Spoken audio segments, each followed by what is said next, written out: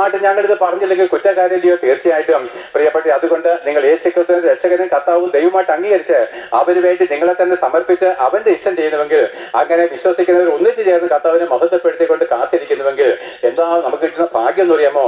ഇന്ന് നമ്മൾ മരിക്കുകയോ യേശുക്രിസ്തു മടങ്ങി വരികയോ ചെയ്താൽ അവൻ നമ്മളെ തന്റെ കൂടെ ഈ ഭൂമിയിൽ 1000 വർഷം വാഴുവാനായിട്ട് ക്രിസ്തു വരുന്നത്, അവനോട് കൂടെ അവനിരിക്കുന്ന സിംഹാസനത്തിൽ നമ്മളും കൂടി ഇരുന്ന് അവനോട് കൂടെ ഈ ഭൂമി വാഴുമെന്നേ. അതേ പ്രിയപ്പെട്ടത്, യേശുക്രിസ്തുവിൽ വിശ്വസിക്കാത്ത ജാതികളെ നമ്മളത് വാഴും. നമ്മൾ രാജാക്കന്മാരും രാജ്ഞിമാരുമായിട്ട് അവന്റെ കൂടെ ഉണ്ടാകും. 1000 വർഷം കഴിഞ്ഞ് ലോകം അവസാനിക്കുമ്പോൾ നമ്മൾ യേശുക്രിസ്തുവിനോട് സ്വർഗത്തിലേക്ക് പറന്നു പോകും. ഇത്ര മനോഹരമായിരിക്കുന്ന ഒരു ഭാവിയെ നിങ്ങൾ നഷ്ടപ്പെടുത്തണോ? നിങ്ങൾ ചിന്തിച്ചോളുവിന്. അപ്പന്മാരെ അമ്മമാരെ, നിങ്ങൾ ഈ രക്ഷ ആസ്വദിച്ചിട്ട് നിന്റെ കുഞ്ഞുങ്ങൾക്ക് ഇത് പറഞ്ഞു കൊടുക്കുക. പ്രിയപ്പെട്ടവരെ, അവരും കർത്താവിൽ സന്തോഷിക്കട്ടെ, എല്ലാ പാപ സ്വഭാവങ്ങളിൽ നിന്ന് അവർ രക്ഷ പ്രാപിക്കട്ടെ എന്ന് ഞങ്ങൾ ആഗ്രഹിക്കുന്നു. അല്ല, നമ്മൾ ഇതിനെയൊക്കെ തള്ളിക്കളഞ്ഞ് മരിച്ചാൽ പിന്നെ യേശുക്രിസ്തുവിന്റെ ക്രോധം മധ്യം മാത്രമേ ഉള്ളൂ. അനുസരണം കേട്ട കുട്ടിയെ നമ്മളെ അപ്പന്മാരെ അടിക്കും, അത് സത്യം തന്നെ.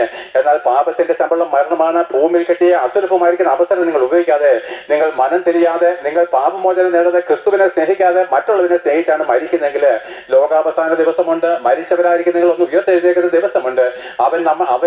നമ്മൾ ഓരോരുത്തരും അവന്റെ മുമ്പിൽ നിന്നിട്ട് അവൻ നമ്മളെ നിത്യമായിരിക്കുന്ന തീപ്പൊയ്യിലേക്ക്, ദണ്ഡനത്തിലേക്ക് എറിഞ്ഞു കളഞ്ഞാൽ എന്റെ പ്രിയപ്പെട്ട, ആ തീപ്പൊയ്യിൽ നമ്മളെ വീണ്ടെടുപ്പാൻ ആർക്കും കഴിയത്തില്ല. പാപത്തിന്റെ ശമ്പളം മരണം.